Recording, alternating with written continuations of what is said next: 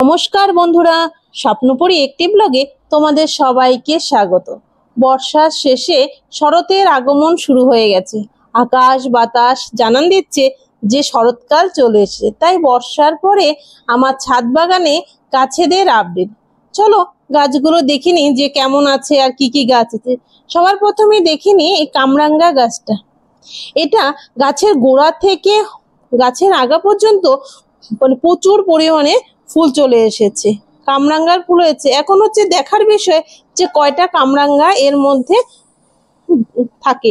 আর কারণ এত ফুল হয়েছে সব তো থাকবে না, কিছু কিছু ফুল ঝরে যাবে আর কিছু কিছু ফুল সেটা ফলের ধরবে, সেটাই। আর জবা গাছগুলো চলো দেখে নি। এই জবা গাছগুলো 1 বছর হয়েছে, রিপোর্টিং করেছি। গাছে ফুলও ফুটছে আর এত বড় হয়ে গেছে বলার মতো না। প্রত্যেকটা জবা গাছ অনেকটাই বড় বড়। আর ছাদের মধ্যে এত বড় গাছ এখন হচ্ছে যে তাও বর্ষার সিজনটা চলে গেছে, হাওয়া বাতাস সিজনটা, তাই আমার ভয় ছিল। কারণ সানসেটে গাছগুলো ছিল, এত ঝরে না গাছগুলো উল্টে পড়ে যায়। কিন্তু এখন সেই ভয়টা নেই। আবার মার্চ এপ্রিলে তখন দেখা যাবে কি করা যায়। গাছগুলো দেখো, আর গাছে প্রচুর পরিমাণে ফুলের কড়ি দেখা যাচ্ছে আর ফুল ফুটেছে।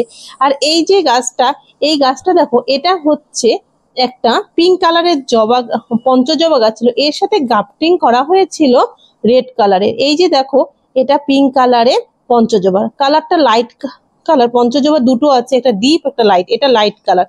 ওই এটার মধ্যে গ্রাফটিং করানো হচ্ছে মেরুন কালারটা। দেখো ফুলটা অনেকটাই বড়।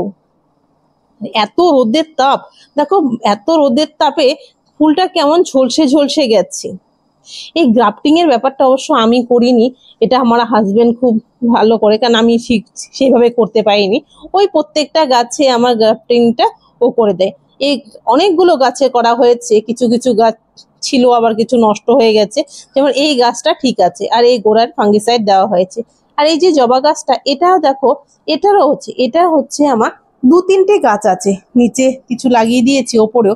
আর এই যে এটাও রোদের তাপে ফুলটা কেমন হয়ে গেছে। আর এটা দেখো, যখন স্বর্ণচাপা গাছটা এনেছিলাম, 2টো গাছ তোমাদের দেখিয়েছিলাম।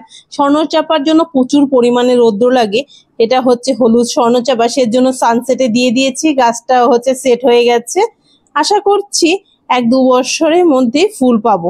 আরেকটা স্বর্ণচাপা যেটা, এটা একটু অন্য সাইডে দিয়েছি। 2টো গাছ 2 জায়গায় দিয়েছি, একটা রেলিং এ আর একটা সানসেটের ওপরে দিয়েছি। আর তোমাদের দেখিয়ে দিই, আমার ছাদ বাগানে যে লঙ্কা গাছগুলো লাগিয়েছিলাম সেগুলো দেখিয়েছিলাম। যে লঙ্কা গাছে 2টো প্রজাতির লঙ্কা আছে, একটা ছোট ছোট গোল গোল আর একটা কামরাঙ্গা। দেখতে অনেকটা ছোট কামরাঙ্গা যে সাইজ হয়, ছোট ছোট সেরকম হয়। আর অত্যাধিক ঝাল এই লঙ্কাগুলো। দেখো এই যে লঙ্কাগুলো, গাছ ভর্তি প্রচুর লঙ্কা হয়েছে এবার। আর গাছগুলো যথেষ্ট গ্রোথ আছে। এইখানে কামরাঙ্গা লঙ্কা আমার 3টে গাছ, 3টে এত ঝাল বলার মতো না। আমার পরিবারের যে একটা লঙ্কা দিয়ে মোটামুটি সব একটা সবজি হয়ে যায়। কিন্তু আমার যেহেতু মেম্বার কম, ফ্যামিলি মেম্বার পরিবারে কম, তাই আমার একটা হয়ে যায়। যেহেতু যাদের পরিবারের মেম্বার বেশি তার তো 2টো লাগবেই, কিন্তু আমার হয়ে যায় একটা লঙ্কা দিয়ে একটা সবজি। দেখো এই লঙ্কাগুলো পেকে আছে, কত সুন্দর। ইচ্ছে আছে এই 2টো লঙ্কা হচ্ছে রাখবো, মানে বিচি রাখবো, এটা শুকিয়ে এই গাছ থেকে আবার নতুন বিচি করব, সেজন্য এই লঙ্কাগুলো উঠাচ্ছি না। এটা কামরাঙ্গা লঙ্কা। আর দেখো হাতের মধ্যে আমি একটা লঙ্কা ছিঁড়ছি, দেখো কতটা বড় আর কি টকটকা লাল কালারটা এই লঙ্কাটার।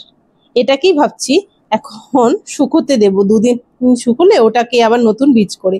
আর একটা লঙ্কা গাছ ছিল যেটা হচ্ছে বোল্ডারের মতো বড় বড় লঙ্কা, অনেকটা গোল গোল। আর এর গ্রোথ, এর হাইটটা দেখলে আমার, মানে আমি যতটা লম্বা 5 ফিট, তার থেকে বড় অর্ধেক বড় হয়ে গেছে লঙ্কা গাছ। আর প্রচুর লঙ্কা হয়েছে, ভালো করে খেয়াল করে দেখো গাছটার মধ্যে প্রচন্ড লঙ্কা, মানে বলার মতো না। মানে সত্যি গাছ আমি 4টে লাগিয়েছিলাম, একটা গাছ মরে গেছে, 3টে গাছ আছে। এটা হচ্ছে সানসেটে গ্রো ব্যাগের মধ্যে দিয়েছিলাম, ভাবতে পারিনি লঙ্কাগুলো এতটা বড় হবে আর এরকম হবে। সত্যি ধারণার বাইরে ছিল এই গাছটা। মানে লাগিয়েছিলাম ঠিকই, মানে যখন যার থেকে কিনে এনেছিলাম গাছগুলো, তা সে বলে দিয়েছিল, কিন্তু অতটা বিশ্বাস করিনি।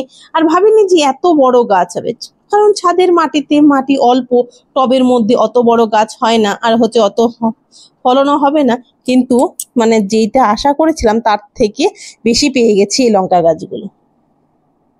তোমাদের আরেকটা জিনিস দেখাচ্ছি, এই যে পেঁপে গাছটা দেখতে পাচ্ছ, এই পেঁপে গাছটা হচ্ছে আমরা লাগিয়েছিলাম এমনি, সরি লাগালো বলে ভুল হবে, এমনি হয়েছিল গাছটা, হয়তো কোথা থেকে বিচি পড়েছে। এই আমরা শুনেছি যে পেঁপের মাথাটা কেটে দিলে নাকি এর যে পাশে যে কুশি আছে সেটার থেকে নাকি মানে পেঁপে গাছ হবে আর খুব তাড়াতাড়ি ফলন দেবে। সেজন্য আমরা এক্সপেরিমেন্ট করার জন্য গাছটার হচ্ছে মাথাটা কেটে দিয়েছি আর একটা মাথা সমান মুখা দিয়ে দিয়েছি যাতে জল না হয়। দেখা যাক পরবর্তীতে কি হয়। আর এই যে দেখো আমার কিছু গাছ দেখাচ্ছি, এই যে এই নীলকণ্ঠ গাছটা দেখো, মানে অপরাজিতা গাছটা, এটা হচ্ছে ডবল প্যাটার্নের অপরাজিতা গাছ। আমার সিঙ্গেল প্যাটার্নের গাছ ছিল, এই প্যাটার্নটা নতুন গাছটা কিনে এনেছি কিছুদিন হলো।